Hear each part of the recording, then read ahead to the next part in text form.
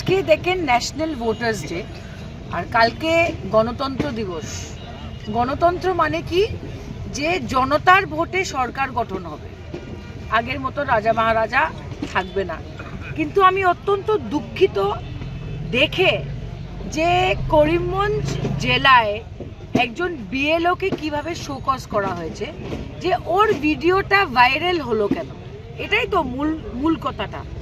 একজন বিএলও সাক্ষী দিচ্ছে, প্রমাণ দিচ্ছে যে যার নাম কাটার জন্য ফর্ম 7-এ আবেদন করা হয়েছে, ওই মানুষটা অ্যাপ্লিকেন্টটা বলছে যে আমি এটাতে সাইন দেয়নি। মানে কি জালিয়াতি চলছে, জালিয়াতি চলছে ফর্ম 7 নিয়ে।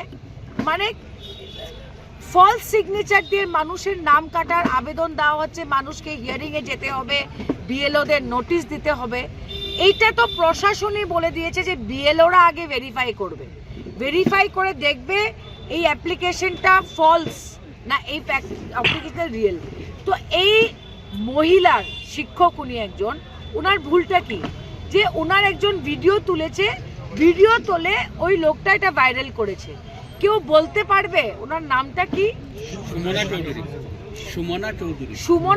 কেউ বলতে পারবে যে সুমনা চৌধুরী এই ভিডিওটা ভাইরাল করেছে? আজকে আমি একটা কথা বললাম, এখানে 50 জন আমার ভিডিও নিল, এখন ভাইরাল কে করেছে? আমি তো করিনি। তো বিএলওকে শোকজ করার মানে কি? এটার একটাই কারণ ইলেকশন কমিশন অফ ইন্ডিয়া বিজেপির হাতের পুতুল হয়ে যে কাজ করছে, এই তথ্যটা বেরোয় এসছে। তো এই মহিলাকে ধামাচাপা দেওয়ার জন্য এই শোকজটা করা হয়েছে। আজকে ন্যাশনাল ভোটার্স ডেতে আমি প্রত্যেকটা জেলাতে যে অঙ্গনাদি এবং শিক্ষকরা যে বিএলওর কাজ করছে, আমি আপনাদের শত শত ধন্যবাদ জানাচ্ছি। কারণ প্রথম আপনারা এনআরসি করলেন, এখন হচ্ছে এসআর, তারপরে হবে এসআইআর। তো আপনারা যে পরিশ্রমটা করছে, এই দেশের গণতন্ত্রর সুরক্ষার দায়িত্বটা আপনাদের উপরে। কোনো চিফ মিনিস্টার, কোনো বিজেপির নেতার কথায় আপনারা চলবেন না।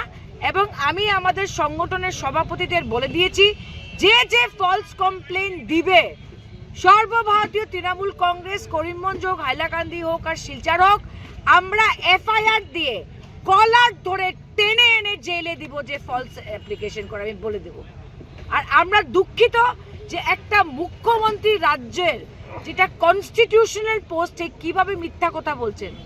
কাঠিগড়ার ফর্ম 7 ডিলিশন লিস্ট দেখবেন, 60% মানুষ হিন্দু।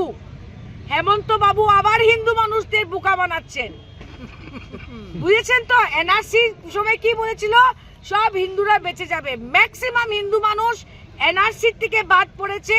আর এসআরএ দেখবেন কি হয় ওদের অবস্থা। আর আমি এই অফিসারকে বলবো যে আপনার এগেইনস্ট যে কেসটা হয়েছে, as a lawyer I am telling you, your defence should B.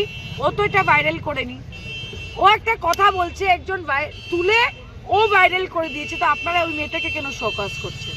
Miss election officer and administration is guilty of inefficiency, that's the reason. যিকোনো খবৰৰ বাবে যোগাযোগ কৰক আমাৰ এই নম্বৰত 9181 307 2221।